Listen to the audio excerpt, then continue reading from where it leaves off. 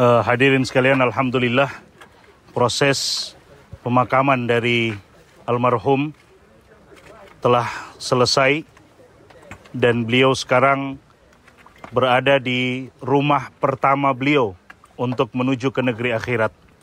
Kuburan bukan rumah terakhir, kuburan bukan tempat tinggal terakhir, tapi justru dia adalah tempat tinggal pertama untuk menuju negeri akhirat. Utsman bin Affan radhiyallahu taala anhu pernah didapati beliau sedang datang berziarah kubur dan menetes air mata beliau, menangis beliau sampai membasahi jenggot beliau. Lalu kemudian beliau ditanya dan beliau disebutkan bahwa dzukirat indaka al-jannatu wan nar, surga dan neraka disebutkan di sisimu wahai Utsman, tapi engkau tidak menangis seperti tangisanmu pada saat engkau datang ke kuburan. Ada apa dengan hal tersebut? Maka Utsman bin Affan radhiyallahu ta'ala anhu mengatakan, karena aku pernah mendengarkan Nabi SAW mengatakan bahwasanya kuburan adalah awwalu manazilil akhirah. Kuburan adalah tempat atau rumah pertama menuju negeri akhirat. Kalau selamat di kuburan, maka yang setelahnya akan juga mendapatkan keselamatan dari Allah Subhanahu wa taala.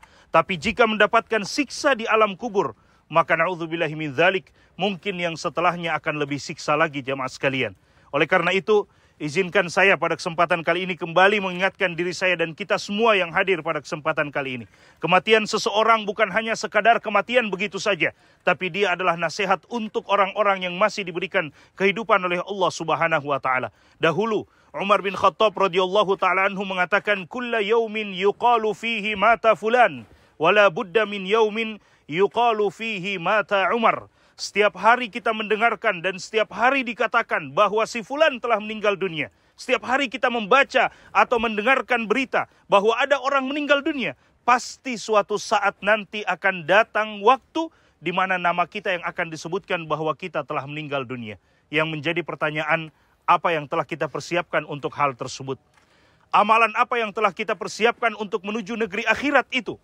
Nabi SAW setelah menguburkan jenazah di masa beliau, Nabi SAW kemudian mengatakan kepada para sahabat beliau, "Limithli hadza fa'iddu." Untuk yang demikian, yang hal seperti ini, hendaklah kalian mempersiapkan diri, kata beliau. Suatu ketika ada orang yang meninggal di zaman Hasan al-Basri radhiyallahu taala anhu. Lalu kemudian Hasan al-Basri radhiyallahu taala anhu ikut menguburkan, memakamkan jenazah tersebut. Ada orang yang lewat dan melihat Hasan al-Basri ikut menguburkan jenazah. Mungkin jenazah ini adalah orang yang penting, tokoh dan sebagainya, sehingga Hasan al-Basri pun ikut menguburkannya. Maka orang ini datang dan bertanya kepada Hasan al-Basri, "Man hadza ya Imam?" Siapa yang sedang dikuburkan dan dimakamkan ini wahai Imam? Maka Hasan al-Basri memandang ke wajah orang tersebut, lalu mengatakan, "Hadza ana wa anta." Yang dikuburkan ini adalah aku dan dirimu yang kelak akan dikuburkan juga seperti ini. Bukan masalah pertanyaan siapa yang dikuburkan, tapi yang menjadi persoalan adalah jika kita yang sudah dikuburkan, apakah kita telah siap dengan hal tersebut ataukah tidak. Jemaah sekalian yang dimuliakan oleh Allah Subhanahu wa taala, kesempatan untuk orang yang Allah Subhanahu wa taala masih berikan kehidupan kepadanya, masih Allah berikan umur kepadanya, kesempatan untuk terus membenahi dirinya, kesempatan untuk terus memperbaiki dirinya, karena akan tiba waktunya, datang secara tiba-tiba mungkin kematian tersebut tanpa kita sadari. Tiba-tiba giliran kita, idza jaa ajaluhum la yastakhiruna sa'atan wa la yastaqdimun. Kalau sudah datang waktunya untuk kita, maka tidak ada satu orang pun yang bisa memajukannya sedikit pun, bahkan tidak ada satu pun yang bisa memundurkannya sedikit pun. Kita lari dari kematian, tapi kematian akan datang, kematian yang akan mendatangi kita. Meskipun kita lari sejauh-jauhnya dari kematian tersebut, tapi Allah Subhanahu wa taala katakan, "Qul innal mauta alladzi tafirruna minhu fa innahu mulaqikum." Katakanlah wahai Nabi Muhammad, kematian yang kalian berlari menjauh darinya, sesungguhnya kematian itu yang akan mendatangi kalian, kata Allah Subhanahu wa taala. Oleh karena itu, maka hendaklah kita mempersiapkan diri, dan sebaik-baik persiapan, sebaik-baik bekal adalah terus menjaga, memupuk dan menambah ketakwaan kita kepada Allah Subhanahu wa taala, menjalankan perintah-perintah Allah Subhanahu wa taala selama Allah masih memberikan kesempatan itu kepada kita, dan berusaha menjauhi semua larangan-larangan Allah Subhanahu wa taala atas pertolongan dan bantuan dari Allah Subhanahu wa taala.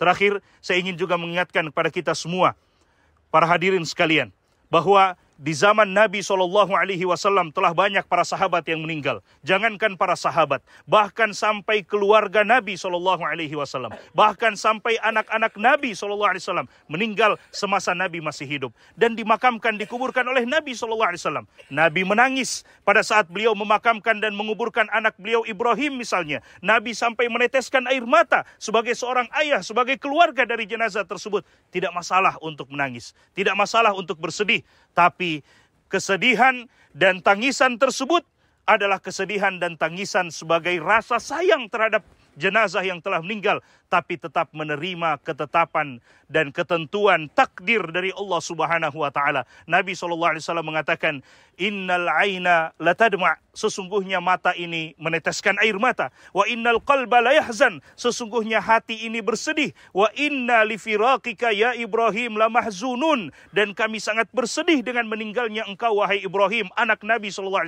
pada saat itu.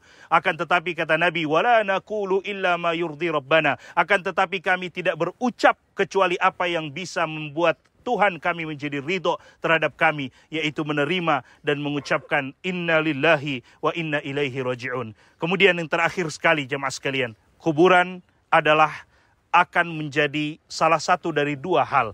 Entah dia menjadi taman dari taman-taman surga, atau dia menjadi lubang dari lubang api neraka. Kita yang mempersiapkan untuk itu.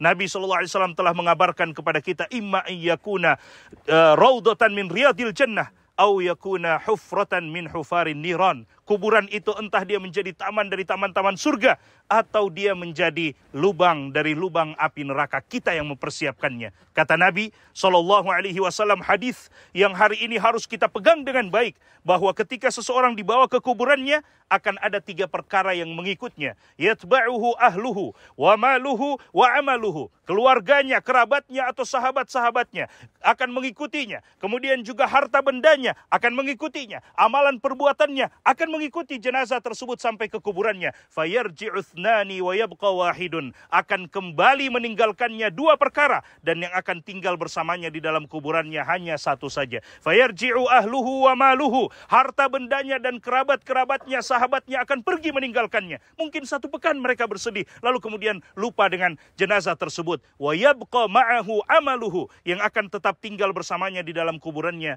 adalah amalan-amalan perbuatannya. Maka untuk itu persiapkanlah jemaah sekalian. Mudah-mudahan Allah Subhanahu wa taala memberikan kesempatan kepada kita untuk selalu memperbaiki diri kita yang masih diberikan umur oleh Allah Subhanahu wa taala, dan marilah kita mengamalkan apa yang telah Nabi SAW ajarkan setelah menguburkan jenazah, yaitu meminta dan berdoa kepada Allah Subhanahu wa taala untuk orang yang telah dikuburkan, agar Allah Subhanahu wa taala memberikan kemudahan kepada beliau menjawab pertanyaan dan menjawab ujian dan pertanyaan dari munkar dan nakir di dalam kuburan beliau, dan agar Allah Subhanahu wa taala menjadikan kuburan beliau sebagai taman dari taman-taman surga. Jika ada yang memungkinkan untuk menghadap ke kiblat, maka silahkan menghadap ke kiblat dan kemudian doakan jenazah rahimahullahu ta'ala.